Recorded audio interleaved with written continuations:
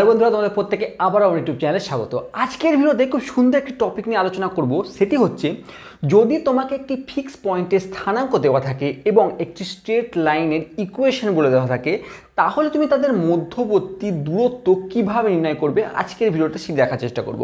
এক্ষেত্রে আমরা একটি থিওরেম বা উপপাদ্যের আকারেও দিয়ে থাকি, যে ফর্মুলাটি তোমাকে বলে দিল এটি প্রমাণ করো যে একটি ফিক্সড একটি পয়েন্টের স্থানাঙ্ক x1 y1 এবং একটি সরলরেখার সমীকরণ ax plus by plus c is equal to 0 হলে তার মধ্যবর্তী যে পারপেন্ডিকুলার ডিস্টেন্স হবে, দূরত্ব মানে পারপেন্ডিকুলার ডিস্টেন্স, লম্ব দূরত্ব, সেই লম্ব দূরত্ব যেটি হবে সেটি হচ্ছে mod of ax1 plus by1 plus c by root over square root of a square plus b square.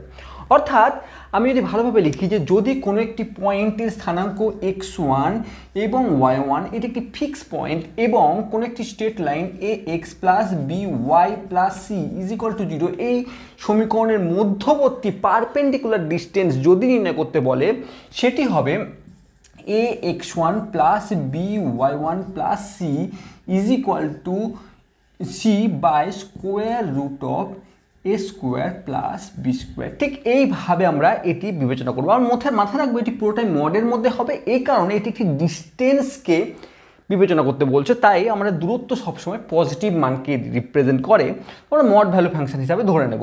এবার ব্যাপারটা হচ্ছে এখানে কি করলাম, আমরা এই সমীকরণটি, এই যে সমীকরণ উপরে এই সমীকরণটি লিখলাম, তার সঙ্গে সঙ্গে আমরা এক্সের জায়গায় এই স্থানাঙ্ক x1 এবং ওয়াইয়ের জায়গায় y1কে বসিয়ে আমরা যে মানটি পাবো সেটি বাই এক্সের সঙ্গে যে সহগটি তার স্কোয়ার, ওয়াইয়ের সঙ্গে যে তার সহগটি তার স্কোয়ার, স্কোয়ার রুট অফের মধ্যে থাকবে। এটি অ্যাকচুয়ালি ফর্মুলাটি। কিন্তু এই ফর্মুলাটি এলো কিভাবে এবং এই ফর্মুলাটি ডিরাইভ করব কি করে, আজকের ভিডিওটি সেটি বোঝার চেষ্টা করব। তো সর্বপ্রথমে আমাকে এই স্থানাঙ্ক জ্যামিতির যে বেসিক কিছু ধারণা, যেগুলো আমি স্টেপ বাই স্টেপ ধীরে ধীরে একটা একটা করে ভিডিওতে শিখিয়েছি, সেখানে তার মধ্যে খুব গুরুত্বপূর্ণ জিনিস হচ্ছে, যদি দুটি ফিক্স পয়েন্টের যদি দূরত্ব, দুটি ফিক্স পয়েন্ট মানে x1, y1 এবং x2, y2 দুটি ফিক্স পয়েন্ট আমাকে বলে দিল, তাদের মধ্যবর্তী দূরত্ব নির্ণয় করার ফর্মুলা আমাকে জানতে হবে। সেটি আমরা জানি, square root of x2 minus x1 square plus y2 minus y1 square. এটা আমরা জানি, আগে আমরা ডিরাইভ করেছি, ঠিক আছে, আগের ভিডিও তুমি দেখলে এটি পেয়ে যাবে। এবার তারপরে আরেকটি জিনিস জানতে হবে, যখন কোনো একটি ত্রিভুজের যদি তার শীর্ষবিন্দুগুলি স্থানাঙ্ক দেওয়া থাকে, তাহলে সেই স্থানাঙ্কের উপর বেস করে আমি সেই ত্রিভুজের ক্ষেত্রফল নির্ণয় করতে পারবো কিনা, আর যদি পারি তো সেটি কিভাবে নির্ণয় করতে পারবো, আমরা আগের ভিডিওতে এই বিষয়ে আলোচনা করেছি, ঠিক আছে। তো এই ফর্মুলা থেকে আমরা এই দুটি, এবার তোমার কোশ্চেন আসবে ত্রিভুজের ফর্মুলা এখানে কি কাজে ব্যবহার হবে, ত্রিভুজের ক্ষেত্রফলের ফর্মুলা এই দুটির ডিস্টেন্স বের করতে কোথায় কাজে লাগবে, তো সেটি আমরা বুঝবো ধীরে ধীরে যখন আমরা এই বিষয়ে এক্সপ্লেন করব। তো মাথায় রাখবো আমরা প্রথমে দুটি কনসেপ্ট ইউজ করতে হবে, এক পুরো পাতি স্থানাঙ্ক জ্যামিতির বেসিক কনসেপ্ট, আর তার সঙ্গে সঙ্গে দুটি ফিক্স পয়েন্টের মধ্যবর্তী দূরত্ব, এবং যদি কোনো একটি ত্রিভুজের তিনটি শীর্ষ বিন্দুর আমাকে স্থানাঙ্ক দেওয়া থাকে, তাহলে আমরা সেই তার ক্ষেত্রফল কীভাবে নির্ণয় করব তার উপর বেস করে আমরা এই ফর্মুলাটা আমরা ডিরাইভ করব। তো দেখা যাক, এবার আমরা শুরু করি সেটি। এবার দেখো, আমরা একটি কার্টেসিয়ান প্লেনকে ড্র করেছি, এই যার এক্স ড্যাশ হচ্ছে এক্স অ্যাক্সিস এবং ওয়াই ড্যাশ হচ্ছে ওয়াই অ্যাক্সিস। সেই কার্টেসিয়ান প্লেনে এ বি একটি সরল রেখা একটি অবস্থান করছে, যার আমি সমীকরণ ধরে নিচ্ছি a x plus b Y plus C is equal to 0। এই যে স্ট্রেট লাইনটি, তার সমীকরণ হচ্ছে x plus b Y plus C is equal to 0। এবার এইরকম একটি ফিক্স পয়েন্ট এরকম জায়গায় অবস্থান করছে, যে ফিক্স পয়েন্টটি স্থানাঙ্ক হচ্ছে x1, y1, ঠিক আছে। এইবার আমাকে কি বের করতে বলেছে, এই ফিক্স পয়েন্ট থেকে এই স্ট্রেট লাইনটির মধ্যবর্তী দূরত্ব কথার অর্থই হচ্ছে, আমি স্ট্রেট লাইনের স্টার্টিংয়ে বলেছিলাম, কোনো কিছু থেকে কোনো কিছু দূরত্ব নির্ণয় করার অর্থ হচ্ছে তাদের লম্ব দূরত্বকে বোঝানো হয়। তো এখানে লম্ব দূরত্ব মানে এখান থেকে এই পয়েন্টটি, ফিক্স পয়েন্টটি থেকে স্ট্রেট লাইনের দূরত্ব নির্ণয় করার অর্থ হচ্ছে আমাকে এই পয়েন্ট থেকে এই স্ট্রেট লাইনের উপর একটি লম্ব অঙ্কন করতে হবে। তো আমরা লম্ব একটি অঙ্কন করলাম, ধরে নিচ্ছি এটি এই স্ট্রেট লাইনের উপর অবস্থিত একটি লম্ব, যেটি x1 y1কে ছেদ করেছে, তাই না। এবার আমাকে বের করতে হবে, যদি এই পয়েন্টটি এবং এই পয়েন্টটি যদি ডি হয়, যোগ করলে যে আমি ডিস্টেন্সটি পাবো সেটি যদি ডি হয়, তাহলে এখন আমার কাজ হচ্ছে এই ডি এর ডিস্টেন্সটি নির্ণয় করা, মানে ডি এর কত ভ্যালু সেটি বের করা। তাই না? এবার আমরা কি করতে পারি, আমরা বেসিক যে কনসেপ্ট সে অনুসারে আমরা যদি এই স্ট্রেট লাইনটির সমীকরণ আমি ধরে নিচ্ছি যে ax plus by plus c, এবং এই সমীকরণটি এবং এই স্ট্রেট লাইনটি এক্স অ্যাক্সিসকে একটি জায়গায় কাট করেছে এবং ওয়াই অ্যাক্সিসকেও একটি জায়গায় কাট করেছে, তাই না? ইন্টারসেক্ট করেছে।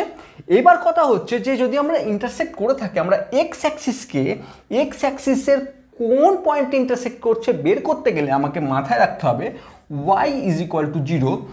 y ইজ ইকুয়াল টু যদি 0 আমি এই সমীকরণে 1 নম্বর সমীকরণে যদি বসিয়ে দিই তাহলে আমি কি মান পাচ্ছি, এক্স এর ভ্যালু পাচ্ছি। দেখি কি পাচ্ছি, এই অংশ যদি পুরো 0 হয়ে যাচ্ছে তার মানে a x plus C is equal to 0, অর্থাৎ এক্স এর ভ্যালু পাচ্ছি মাইনাস সি বাই এ। তাহলে ওয়াই যখন 0 এবং এক্স এর মান পাচ্ছি আমি মাইনাস সি বাই এ, অর্থাৎ এই যে পয়েন্টটি এর স্থানাঙ্ক হবে মাইনাস সি বাই এ কমা 0, তাই না? আমরা পড়েছি, আমরা স্থানাঙ্ক সর্বপ্রথম ভিডিওতে আমি শিখিয়েছি যে কোনো পয়েন্ট যদি এক্স অ্যাক্সিসের ওপর লাই করে তাহলে সেটি এক্স কমা 0 আকারে অবস্থান করে। তো আমরা ওয়াইকে সেই জন্য আমরা 0 কনসিডার করে এই সমীকরণে 0কে বসিয়ে আমরা যে এক্স এর ভ্যালু পেলাম সেই ভ্যালুটি এক্স এর ভ্যালু কমা 0 বসিয়ে আমি যে পয়েন্টটি পেলাম সেটি এই সমীকরণটি বা এই স্ট্রেট লাইনটি সেই পয়েন্টকে ছেদ করেছে এক্স অ্যাক্সিসকে। একই রকমভাবে আমি যদি এক্স ইজ ইকুয়াল টু 0 1 নং সমীকরণে বসিয়ে দিই তাহলে কি পাচ্ছি, এক্স ইজ ইকুয়াল টু যদি 0 বসায় B Y plus C is equal to 0, অর্থাৎ ওয়াই এর মান পাচ্ছি আমি মাইনাস সি বাই বি। কীভাবে আমরা দেখতে পাচ্ছি, এটি আমরা ওই দিকে নিয়ে গেলাম বা উভয় পক্ষে সি দিয়ে বিয়োগ করলে আমরা পাচ্ছি মাইনাস সি এই পাশে এবং বিকে এখানে ভাগ আকারে আছে, গুণ আকারে আছে, আমরা উভয় পক্ষে বি দ্বারা ভাগ করলে আমি পাচ্ছি y is equal to minus C by a, অর্থাৎ এই যে পয়েন্টটি পাচ্ছি এর স্থানাঙ্ক হবে মাইনাস সি বাই বি কমা 0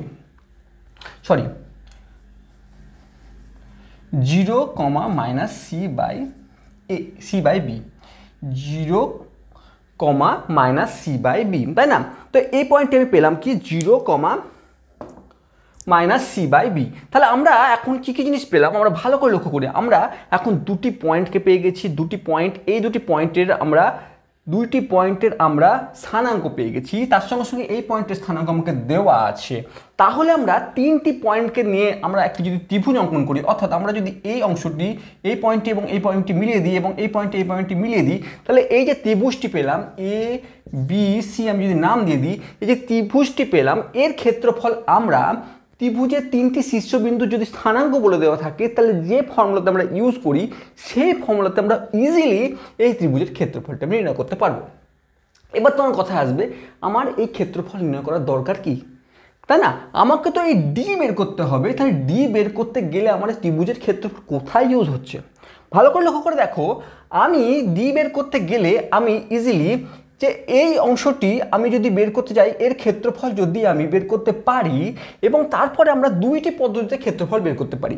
আমরা রীতিমতো আমরা পরিমিতিতে যেরকমভাবে শিখেছি যে একটি ত্রিভুজের ক্ষেত্রফল বের করি হাফ ইন্টু ভূমি ইন্টু উচ্চতা, এই ফর্মুলাকে ইউজ করে। তো সেক্ষেত্রে আমরা এই ত্রিভুজের হাফ ইন্টু ভূমি মানে এই অংশটি মানে বি সি এর দূরত্ব যেটা আমরা বের করতে পারবো, আমরা দুটি ফিক্স পয়েন্টের মধ্যবর্তী দূরত্ব বের করা শিখেছি, সেখান থেকে আমি এটির মান বের করতে পারবো, কিন্তু এটির মান আমরা বের করতে পারবো না। কিন্তু আমি আবার এই সেম ত্রিভুজের ক্ষেত্রফল 3টি শীর্ষবিন্দু দিয়েও বের করতে পারবো এবং তারা ইকুয়াল হবে, কারণ কোনো একটি ত্রিভুজে তুমি যে পদ্ধতিতেই তার ক্ষেত্রফল নির্ণয় করো না কেন তার ক্ষেত্রফল কিন্তু সমান হয়।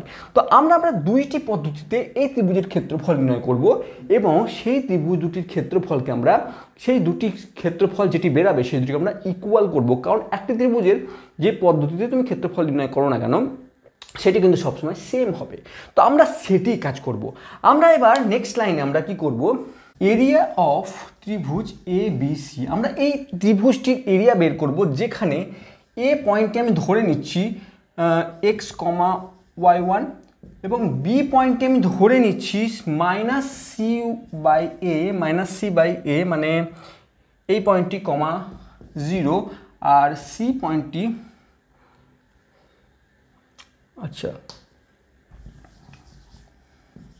বি পয়েন্টটি আছে কত 0, মাইনাস সি বাই বি, আর সি পয়েন্টটি আমার আছে মাইনাস সি বাই এ, 0।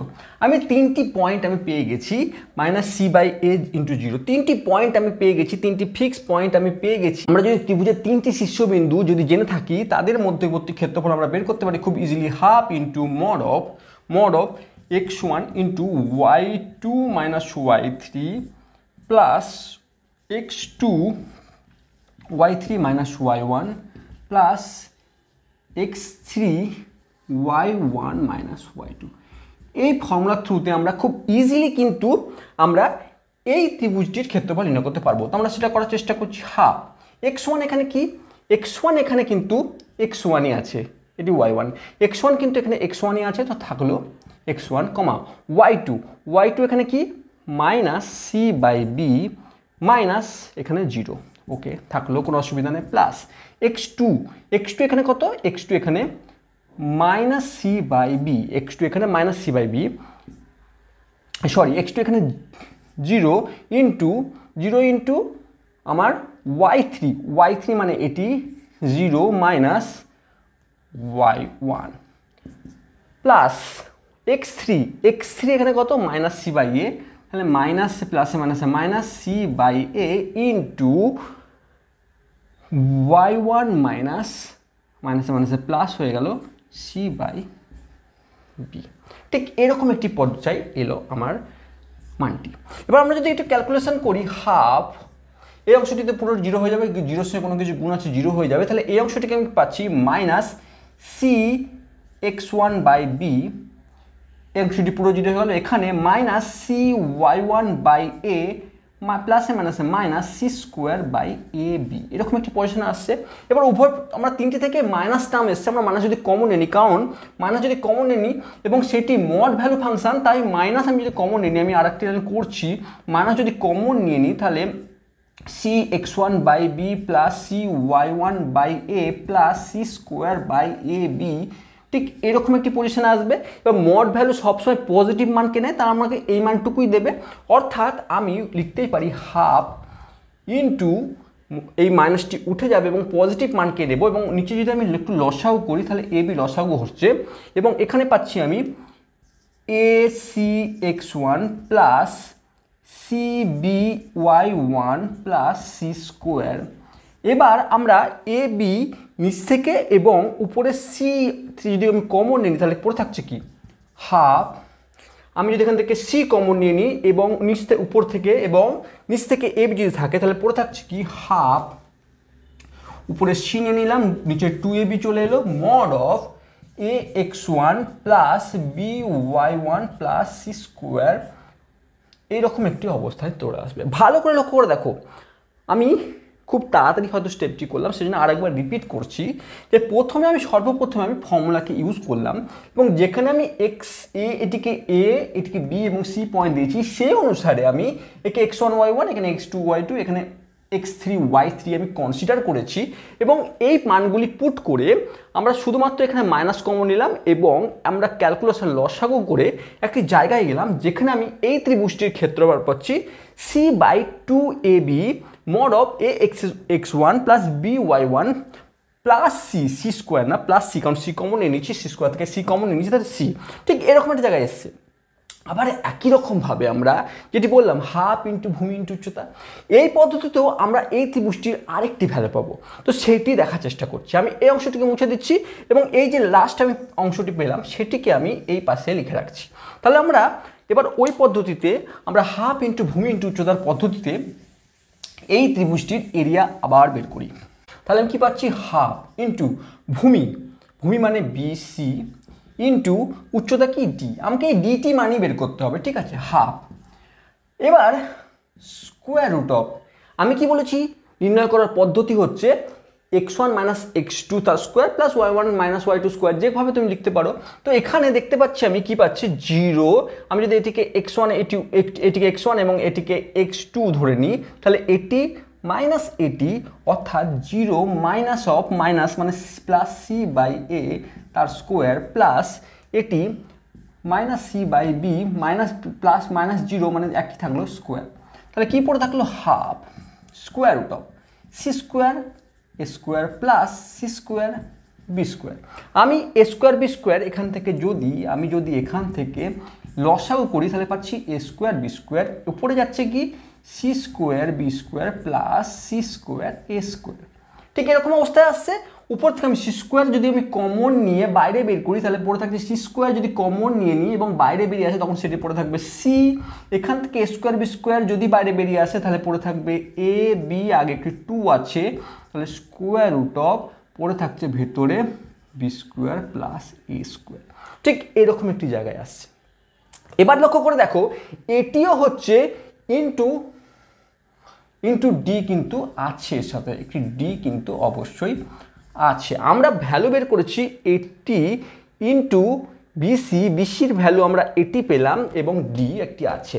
তাহলে আমরা এই পুরো এখন যে তথ্যটি পেলাম এটিও এই ত্রিভুজেরই ক্ষেত্রফল এবং এটিও এই ত্রিভুজেরই ক্ষেত্রফল। অর্থাৎ আমরা বলতে পারি এই দুটি একদম এক্স্যাক্টলি ইকুয়াল।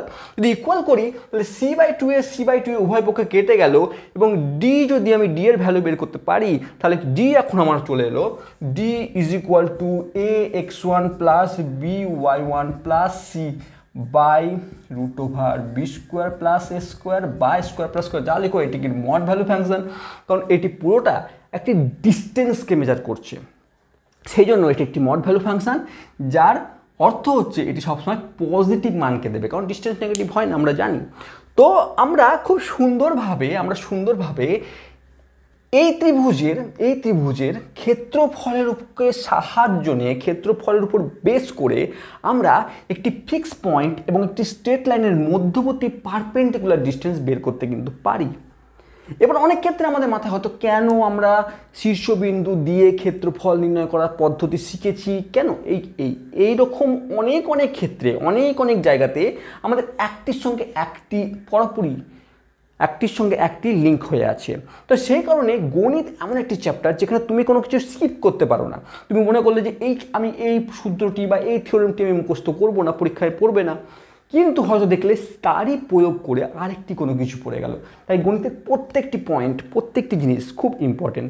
যদি ভিডিওটি ভালো লেগে থাকে, যদি বোঝাতে পেরে থাকি, তো কমেন্টস বক্সে অবশ্যই লেখো। আমি জানি ভিডিওগুলো অনেক লেন্দি হয়, সেজন্য অনেকেই ধৈর্য হারিয়ে ফেলো, কিন্তু এই ভিডিওগুলো বানানোর উদ্দেশ্যই হচ্ছে তোমাদেরকে শেখানো, তোমাদেরকে জানানো, যাতে ইন ফিউচার এই ভিডিওটি দেখার পরে অন্য কোনো এই টপিকে অন্য কোনো ভিডিওতে তোমাকে যেতে না হয়।